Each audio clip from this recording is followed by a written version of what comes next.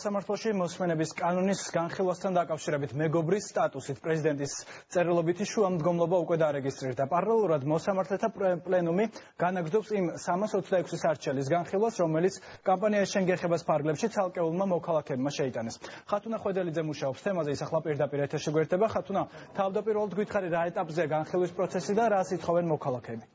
სანდრო, საკონსტიტუციო სასამართლოს ფაქტიურად უკვე მეორედ უწევს მსჯელობა იმაზე, რაც ერთხელ უკვე არაკონსტიტუციურად ცნო, ეგრეთ წოდებული მოსმენების შესახებ კანონი, რომელსაც პარლამენტში პრეზიდენტის ვეტო არ ეყო, ახლა სამართლებრივად უნდა გადაისინჯოს, თუმცა ამჯერად 326 მოსარჩელის განცხადების საფუძველზე, რომლებიც ეს კამპანია ეს შენგეხებას ფარგლებში შეიკრიბნენ და რომლებიც ითხოვენ სწორედ იმ მუხლების გაუქმებას, რომელიც პარლამენტმა მიიღო და დააკანონა მოსარჩელეების განმარტებით პარლამენტის მიერ მიღებულმა კანონმა ეგრეთ წოდებულ მოსმენებთან დაკავშირებით დამოუკიდებელი ორგანოს შექმნა ვერ უზრუნველყო.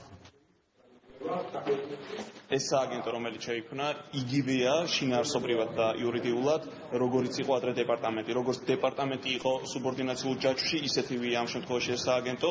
სუსის ხელმძღვანელს აქვს სრულიად იმის უფლება, როგორც ყველა აქტი შეუცვალოს, ასევე ბრძანებები მისცეს, შეუმოწმოს მიზანშეწონილება, ეფექტურობა და კანონიერება. არ შეიძლება ქვეყანაში საკონსტიტუციო სასამართლოს გადაწყვეტილების შემდეგ პარლამენტი კიდევ იღებდეს ისეთი ტიპის კანონებს, რომელიც ეწინააღმდეგება საკონსტიტუციო გადაწყვეტილების სულისკვეთებას.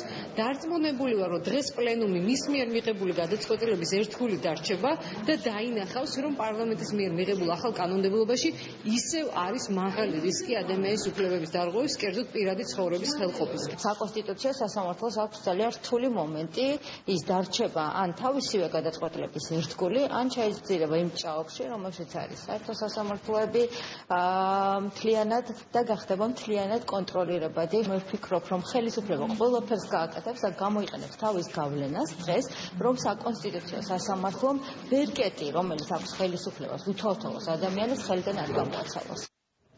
პრეზიდენტი როგორც სასამართლოს მეგობარი საკონსტიტუციო სასამართლოს ჯერჯერობით არ მიუღია, თუმცა გიორგი მარგველაშვილის ადმინისტრაციამ ოფიციალური მოთხოვნა საკონსტიტუციო სასამართლოში დღეს ოფიციალურადვე გააგზავნა. პრეზიდენტის ადმინისტრაციაში იმედი აქვთ, რომ სასამართლო როგორც გიორგი მარგველაშვილის, ასევე 326 მოსარჩელის მოთხოვნას გაითვალისწინებს.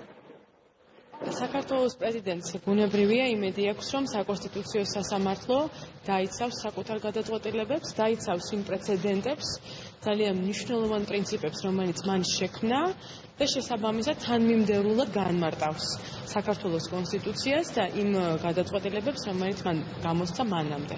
აქედან გამომდინარე, ჩვენ იმედი გვაქვს, რომ საქართველოს საკონსტიტუციო სასამართლო გაითვალისწინებს სასამართლო მეგობრის მოსაზრებებს, გაითვალისწინებს მოსარჩელის მოსაზრებებს და გაუქმებს იმ მუხლებს, რომელიც არაკონსტიტუციურია მოსმენების კანონში. ეგრეთ წოდებული გამწესრიგებელი სხდომა საკონსტიტუციო სასამართლოში უკვე თითქმის 5 საათია, რაც მიმდინარეობს. ცხადია, გადაწყვეტილება დღეს ცნობილი არ იქნება, რადგან მოსამართლეთა კოლეგიამ შესაძლოა ამ საკითხზე 3 დღის განმავლობაში ისჯელოს, სწორედ მას შემდეგ გაირკვევა, დარჩება თუ არა საკონსტიტუციო სასამართლო იმ გადაწყვეტილების ერთგული, რომელიც გასულ წელს ერთხელ უკვე მიიღო. მადლობა ხათუნა ხვედელიძე, გვერდებოდა პირდაპირ ეთერში. ვინ უნდა